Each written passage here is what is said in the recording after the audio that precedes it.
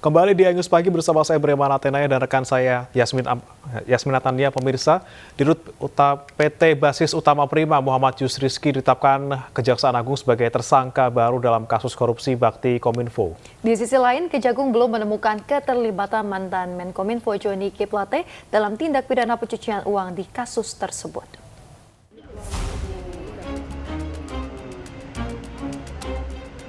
Kejaksaan Agung menetapkan tersangka baru dalam kasus korupsi BTS 4G dan infrastruktur pendukung paket 1, 2, 3, 4, 5 Bakti Kominfo 2020-2022. Muhammad Yusrizky selaku Direktur Utama PT Basis Utama Prima langsung ditahan. Sebelumnya, ia diperiksa sebagai saksi selaku Dirut PT BUP yang ditunjuk menyediakan sistem panel surya untuk proyek BTS 4G. Selaku Direktur Utama PT BUP yang bersangkutan ditunjuk untuk menyediakan panel surya sistem dalam proyek pengadaan infrastruktur BTS 4G paket 1 sampai dengan 5. Diduga di dalam penyediaan perangkat ini terdapat indikasi tindak pidana yang dilakukan oleh yang bersangkutan bersama-sama dengan tersangka lain yang telah kita tetapkan terlebih dahulu. Di sisi lain, Kejagung belum memiliki bukti akurat adanya dugaan keterlibatan mantan Menkominfo Johnny G. Plate dalam tindak pidana pencucian uang di kasus korupsi tersebut. Untuk TPPU terhadap JGP, Bapak Ibu sekalian ya, sampai saat ini kami masih mendalami dan belum menemukan sebagaimana Undang-Undang TPPU yaitu pasal 345. Ya, belum menemukan. Belum ada penyamaran, penyembunyian, transfer, ya, sebagaimana Undang-Undang TPU. Namun demikian, kami sudah melakukan upaya-upaya kerjasama dengan PPATK, ya.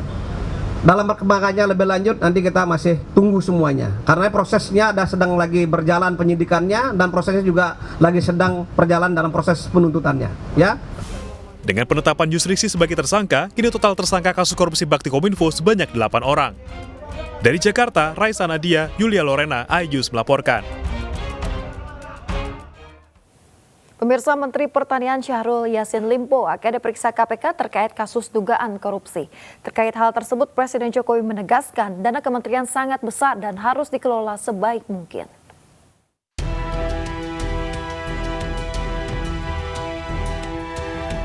Kementerian Pertanian sedang dalam bidikan KPK atas kasus dugaan korupsi. Terkait penyelidikan dugaan korupsi di Kementan, Menteri Pertanian Syahrul Yassin Limpo diagendakan diperiksa KPK pada Jumat 16 Juni 2023.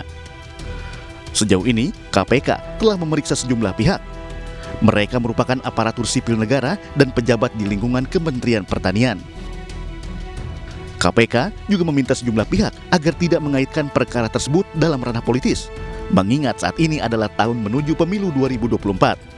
Proses penyelidikan ini sudah lama KPK lakukan, dimulai sejak awal tahun 2023 proses penyelidikan dimaksud sampai hari ini. Dan tentu sebelumnya KPK juga telah menganalisis dan juga memproses laporan masyarakat dimaksud tentu jauh hari sebelum tahun 2023 tersebut.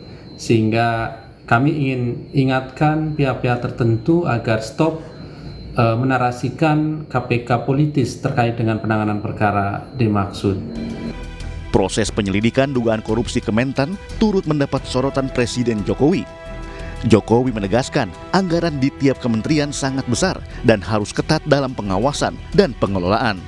Bolak-balik saya sampaikan hati-hati mengelola keuangan negara, karena kita kelola ini di setiap kementerian gede banget, harus diawasi, harus dikontrol, harus dicek.